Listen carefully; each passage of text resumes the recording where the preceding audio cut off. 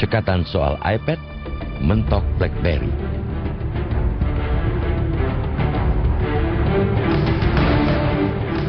Polisi masih terpenjara tabiat lama yang amat kontradiktif.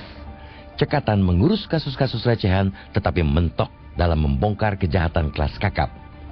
Kasus 2 penjual iPad atau komputer tablet recehan menjadi contoh nyata betapa masih begitu kontradiktif dan amburadulnya proses penegakan hukum. Polisi November lalu menangkap Randy dan Dian yang menjual produk elektronik itu di situs Kaskus. Kedua alumni ITB itu pun diseret ke pengadilan dengan 2 tuduhan.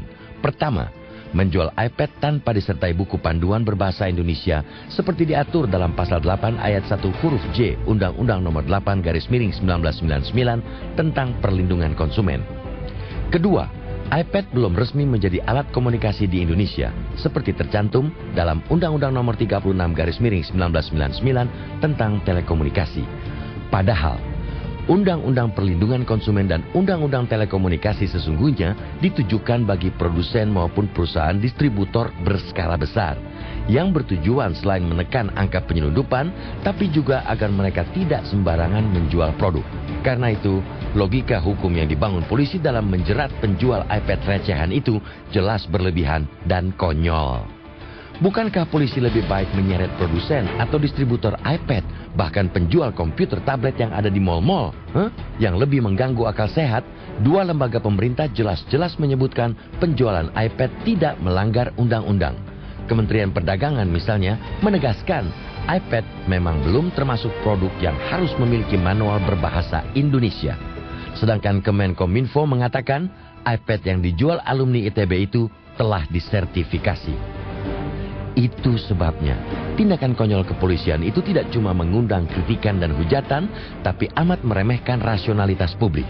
Bukankah banyak perkara besar yang selayaknya menjadi prioritas polisi? Sebut saja misalnya kasus penyelundupan 30 kontainer BlackBerry dan miras dari Singapura yang diduga melibatkan anggota DPR Maret silam. Hingga kini tidak jelas kelanjutannya.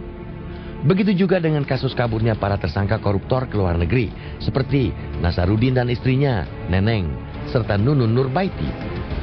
Lalu ada kasus Andi Nurpati yang diduga terlibat masalah pemalsuan surat Mahkamah Konstitusi. Untuk kasus-kasus itu, polisi seperti tak punya nyali menangkap mereka. Polisi hanya gagah mengumbar janji. Celakanya, polisi lebih tidak punya nyali bila mengusut dugaan tindak pidana yang dilakukan justru oleh polisi sendiri.